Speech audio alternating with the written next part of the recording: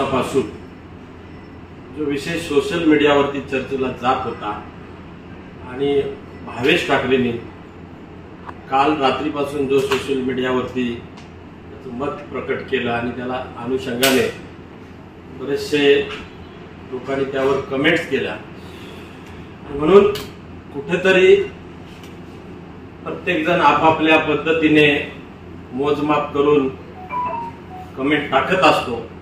मी त्या कमेंट पाहिल्या आणि मग आम्ही सर्व संचालक मंडळाने ठरवलं की अशा प्रकारे सोशल मीडियावरती कृषी उत्पन्न बाजार समितीचं चर्चेला जाणं आणि आपल्या बद्दल शंका उपस्थित करून एक निगेटिव्हिटी तयार होणं ही बाब गंभीर आहे आणि त्याच अनुषंगाने मुख्य मुद्द्याला जो भावेश ठाकरेच्या गाड्या संदर्भात होता आणि त्याला वाचा फोडण्यासाठी किंवा त्याला त्या संदर्भात लोकांच्या मनामध्ये शंका राहू नये म्हणून या ठिकाणी आपण पत्रकार परिषद उपस्थित केली आहे।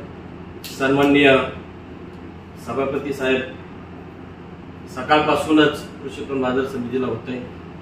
आमच्यासोबत आमचे विरोधी पक्ष नेते सुनील धानके हे सुद्धा या ठिकाणी आले, अनेक संचालक आले, त्याचबरोबर शिवतेज सावंत हे सुद्धा सकाळपासून आहे, कारण हा विषय गंभीर आहे म्हणून या गंभीर विषयावरती तोडगा निघाला पाहिजे, जेणेकरून ज्या पद्धतीने सोशल मीडियावरती चर्चा केली जाते तिला कुठेतरी पूर्णविराम झाला पाहिजे। याच अनुषंगाने या ठिकाणी आपण ही पत्रकार परिषद आयोजित केली।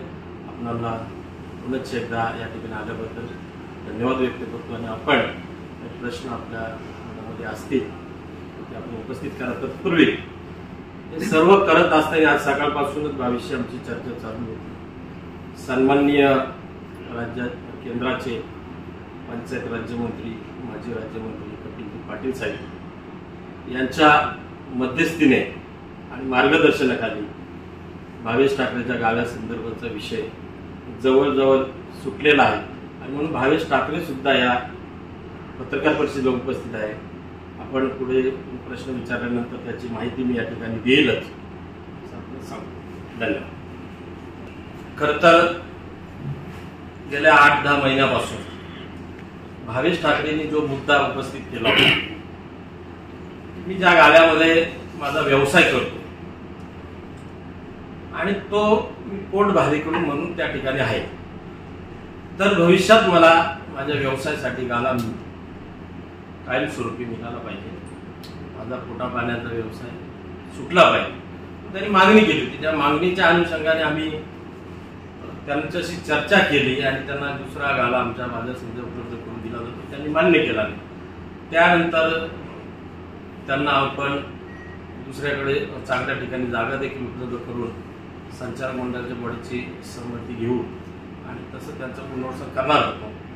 या सगळ्या बाबी आम्ही करत असताना त्याच्या मनामध्ये किंतु परंतु होतो, म्हणून ते खासदार साहेबांच्याकडे माजी केंद्रीय मंत्री यांच्याकडे गेले, त्यांनी आम्हाला बोलून घेतलं आणि म्हणून त्यांनी जे मार्गदर्शन केलं त्यांच्या आणि आमच्यामध्ये जी चर्चा झाली ते आम्ही संदर्भ सांगितला आणि त्यांनी सांगितलं त्याचं व्यवस्थापन करा म्हणून आम्ही पुढील काळामध्ये जागा उपलब्ध करून त्या ठिकाणी गाड्याची निर्मिती करून त्याचं व्यवस्थापन करू। अर्थात ती बाब आमच्या मासिक मीटिंगमध्ये सगळ्यांच्या संमतीने करू असं या ठिकाणी आपण सांगतो। अशा प्रकारची चर्चा त्या ठिकाणी झाली। त्याचा गाला जो भावेश ठाकरे त्या ठिकाणी व्यवसाय करतो तो गाला त्याला देण्यात येणार नसून दुसऱ्या ठिकाणी त्याला गाला उभारणी करून त्या ठिकाणी देण्यात येईल, जेणेकरून त्याचं दुकान चालेल अशा ठिकाणी त्याचं। पण दुसऱ्या गाल्याची निर्मिती होत नाही तोपर्यंत त्याने त्याचा व्यवसाय कुठे करायचा? जोपर्यंत दुसरा गाला आम्ही बनवत नाही किंवा तयार होत नाही तोपर्यंत त्याला आपण ज्या गाड्यामध्ये तो व्यवसाय करतोय सध्या तो गाड्यामध्ये त्याला व्यवसाय करायचा। पण त्याने मान्य केलंय का? 100% आपण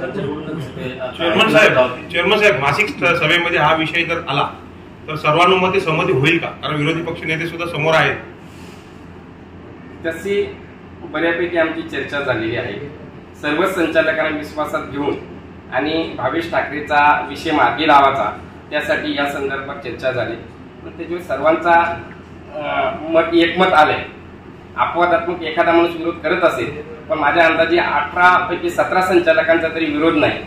तर त्यांचाही विषय मार्गी लागला पाहिजे आणि शहांचाही विषय मार्गी लागला पाहिजे, अशा पद्धतीने आम्ही भूमिका घेतलेली आहे. अंदाजित किती दिवसापर्यंत गाळ्याचं काम पूर्ण होतं? जिथपर्यंत गाळ्याचं काम पूर्ण होत नाही तिथपर्यंत भावेश ठाकरे त्याच गाळ्यात व्यवसाय करते. अंदाजित किती दिवसात? ठीक आहे, ते सेकंड पार्ट हा जर तुमचा सिव्हिल वर्कचा विषय आहे, त्यामुळे तो आपण आता इथे कालावधी निश्चित करू शकत नाही. हा जर विषय तुमचा मिटला होता मग त्याच्यासाठी एवढा आटा का म्हणजे आता 2-3 दिवस चालू होता? हा जर तुमचा विषय मिटला, 22 तोच गाणा मागत होता आतापर्यंत. नाही, तो गाळाचा विषय जरी मागत होता तरी आपण त्याला पर्यायी व्यवस्था केली होती. मागाशी तुम्ही जे म्हटले, खरं तर त्यांच्या अर्जाच्या अनुषंगाने आपण त्याची व्यवस्था केली होती. तशा प्रकारचा ठराव देखील झालेला आहे की त्याची व्यवस्था आपण करायचं आहे. आम्ही मुळातच जो काही सोशल मीडियावरती विषय चालू होता की मराठी माणसाला अन्याय होतोय किंवा आम्ही मराठी माणसाच्या शेतकऱ्याच्या विरोधात नाही, ह्या बाजार समितीमध्ये आम्ही शेतकऱ्याचं प्रतिनिधित्व करत असताना शेतकऱ्याला फायदा व्हावा, शेतकऱ्याच्या मुलांना व्यवसाय व्हावा म्हणूनच त्या गाळ्यांची निर्मिती केली आहे. परंतु व्यापारी देखील आपला बाजार समितीचा घटक आहे हे देखील विसरता कामा नये आणि म्हणून भावेचा कुठेतरी ट्रॅक चुकला होता, त्याला आम्ही सांगत होतो. परंतु कदाचित त्याला आमची समजण्यापेक्षा केंद्रीय मंत्र्यांची समज जास्ती आवडलेली असेल आणि ते योग्य पण आहे. असं आहे, भावेशला जो गाळा दिलेला आहे तसं बघितलं तर भावेश आणि आमचा बाजार समिती कुठेच लिंक लागत नाही. आम्ही तुम्हाला जे बोललो त्या व्हॉट्सअप ग्रुपवर कुठे लिंक लागलीच नव्हती. तर भावेश हा आमचा नाही, आमच्या बाजार समितीच्या पटलावर नाहीच आहे, आमच्या पटलावर शहाच पटलावर आहे. आणि भावेशला आम्ही आपला स्थानिक भूमिपुत्र असल्या कारणाने आम्ही त्याला सांगत होतो. आम्ही आमची जवळजवळ 6 महिन्यापूर्वीची गोष्ट झालेली होती की भावेशला गाळा देऊन टाका. पण भावेशला ज्या ज्या ठिकाणी गाळा द्यायचा आम्ही त्याच्यानंतर तो 4थ्या नंबरचा गाळा देत होतो, भावेशने तो नाकारला. त्याच्यानंतर परत आता पुन्हा सभापती उपसभापती त्याची कुठे व्यवस्था करायला तो गाळा नाकारला. म्हणून त्या सांगितलं स्पेशल आपण कुठं काहीतरी त्याच्यासाठी करू, तरी पण त्याने ते नाकारलं. असं जर सगळं नाकारलं असतं, आता उद्या जर कोणी येईल आपला भूमिपुत्र येईल आणि बोलेल हा गाळावालाच पाहिजे, तिथे कसं शक्य आहे? साहेब, शहाचे जास्त लाड होतात असं वाटत नाही का तुम्हाला? हा, तर शहाचे लाड असे होतात, शहाचे लाड नाही होत. शहाला आम्ही नोटीस दिलेली आहे. शहा जर फोनवर बोलतो सभापती कोण उपसभापती कोण ते तो कोण ठेकेदार आहे, अशी भाषा जर वापरत असेल. बघा, शहाला लक्षात घ्या, शहाला आपण डायरेक्ट नोटीस दिलेली आहे. शहाला आपण काही घेतले नाही. आमचा विचार असा होता, आत्ताही यामध्ये सांगतात, आम्ही त्यावेळेला सांगितलं होतं, आत्ताच्या रात्रीच्या ग्रुपवर चाललं होतं चर्चा की भावेश ठाकरेशी, भावेश यांच्याशी दोघांशी बोलत, सभापती उपसभापतीशी बोलत होता. त्यांनी ही गोष्ट बाब व्हॉट्सअपवर यायलाच नको होती, ती आली का? पहिली गोष्ट आहे, आली तर ठीक आहे, चांगलं विश्लेषण झालं तेही मान्य. पण इथे काय झालं, मराठी अमुक तमुक हे सगळं झालं. आता शहाचा साहेब इथे मराठीची बाजू घेतली जाईल कारण इथे भूमिपुत्र येतोय. हो, भूमिपुत्र सगळेच आहेत ना. ज्याला आम्ही गाळा देतो ना तो भूमिपुत्र आहे, असल्याशिवाय त्याला गाळा देतच नाही. कारण आमच्या तरतुदीमध्ये, आमच्या ऍक्टमध्ये. आणि दुसरी गोष्ट एक राहिली, बाजार समिती हा ऍक्ट हा वेगळा आहे. बाकी सहकारी संस्थांमध्ये जो ऍक्ट आहे त्याच्यापेक्षा हा वेगळा आहे आणि याच्यामध्ये कुठल्याही गव्हर्नमेंटची आम्हाला निधी मिळत नाही. काही लोकांना काय वाटतं की याच्यामध्ये काहीतरी निधी मिळतो, काहीतरी आणतो. ही सगळी व्यवस्था ही स्वायत्ता आहे सगळी.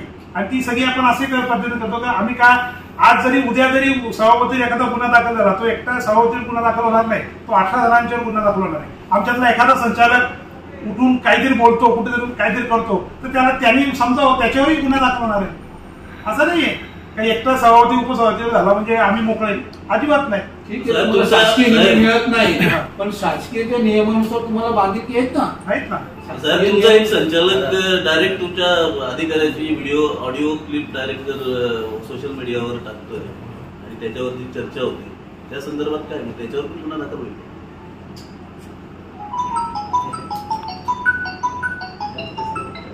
पुढच्या संदर्भात विनायक साबळेंची ऑडिओ क्लिप खऱ्या अर्थाने तो त्या कृषी उत्पन्न बाजार समितीचा एक तज्ञ संचालक आहे. त्यांनी कृषी उत्पन्न बाजार समितीची बदनामी होईल असा कुठेही एक करू नये. संचालकच बोलतात, करू नये, रक्षकच भक्षक आहेत, करू नये. पण तो जर चुकीचा वागत असेल तर त्याला त्याचा प्रायचित्त मिळेल.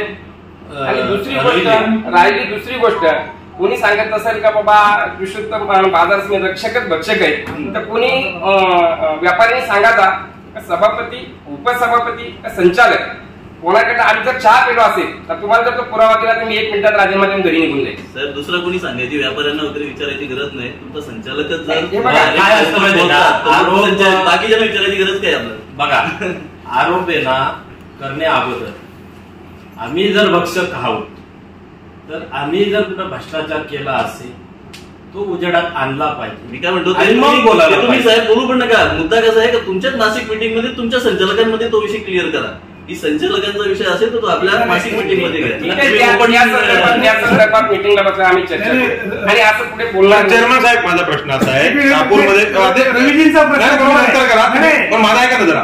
शहापूरमध्ये सोशल मीडियामध्ये बाजार समितीची नाहक बदनामी झाली, तुम्हाला पण माहिती आहे, सगळ्यांना माहिती आहे. तर याच्यावर तुम्ही काय आव्हान कराल? आता बोला, आता आणखी साहेब बोला. आता मी तुमच्या विषयानंतर रवीजींचा रवीजीने प्रश्न उपस्थित केलाय तो जर तसं बघितलं तो एकदम रास्त आहे. तर एखादा जर माणूस आमच्यातला संचालक जाऊन बाहेर काहीतरी बोलत असेल तर त्याच्यावर काय करत असेल तर असं आहे का आमच्या त्या ऍक्ट मध्ये पण आहे बऱ्याचशा गोष्टी आहेत त्या आता आम्ही काही बोलू शकत नाही. सभापती उपसभापती त्याच्यावर तर ठराव घ्या. आणि अशी बदनामी जर बाधा तुम्ही जर संचालक आहात आणि बाहेर जाऊन जर वेगळं काय तुम्हाला बघा आता एखादा संचालक बोलेल मला हे त्याला आतमध्ये सगळी मोबाईल दाखवायची पेपर सगळे बघायचा अधिकार आहे सगळं काही अधिकार आहे आणि तू बाहेर जाऊन वेगळं सांगा तिकडनं पत्र देत असेल सचिवाला का मला हे पेपर पाहिजे ते पेपर कशासाठी पाहिजे तुला सगळं मोबाईल तुझाच आहे तूच त्या 5 वर्ष त्याचा मालक आहे तो तुला बाहेर जाऊन बोलण्याची गरजच नाही. तुमच्या भाडेतत्वामध्ये जे गाले दिले जातात त्याचं काहीतरी अग्रीमेंट असेल ना किती वर्ष दिला जातोय? साधारण 3 वर्षानंतर पुन्हा रिन्यू केलं जाते. पण 30 वर्षे एक ज्या व्यापाऱ्याला त्याला तो व्यापारी 30 वर्षापर्यंत गाला वापरू शकतो. जर त्याने भाडा व्यवस्थित दिला त्याचं हे चांगलं असेल तर 30 वर्षापर्यंत तो हे करू शकतो. असे काही लिखित नियम देताच येत नाही कोणाला. त्याने दिला होता मग त्याच्यावर कारवाई केली ना आम्ही.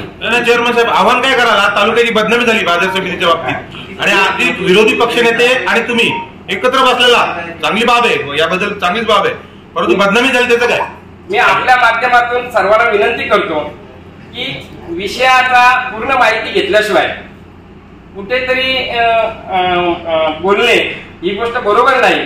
तरी हात जोडून सर्वांना विनंती आहे या विषयाची परिपूर्ण माहिती घ्या आणि जर चुकत असेल तर नक्की बोला.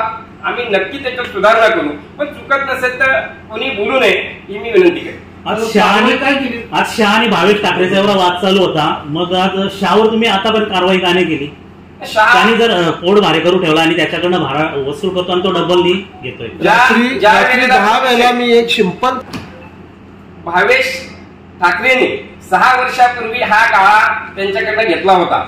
त्यावेळेला आम्ही सभापती नव्हतो पण मी त्या संचालक मंडळात होतो. भावेश आणि त्याचा अग्रीमेंट काय झाला होता आम्हाला माहित नाही. आम्ही शहाला गाला दिला होता आणि शहाचा हा व्यवसाय असा समजूनच आम्ही भावेश काय करतोय त्याच्याशी आम्हाला कुठल्या प्रकारचा काही घेणं देणं नव्हतं. कारण आम्ही भावेशला गाळा दिलेला तो गाळा दिला होता शहाला त्यामुळे तो विषय येत नव्हता. भावेशचा विषय कधी आला त्यांचा भाड्यावरनं काहीतरी वाद झाला आणि ज्यावेळेला भावेशला तो काढावा लागला त्यावेळेला चेअरमन सर ऐका ना 1 मिनिट विषय मिटलाय ना तर संपून टाका तुम्ही पत्रकार. बोला. माजी केंद्रीय मंत्री होते कपिल पाटील यांच्या मध्यस्थीनंतर बाजार समिती आणि माझ्यामध्ये चालू असलेला जो वाद होता त्याला कुठेतरी पूर्णविराम मिळाला.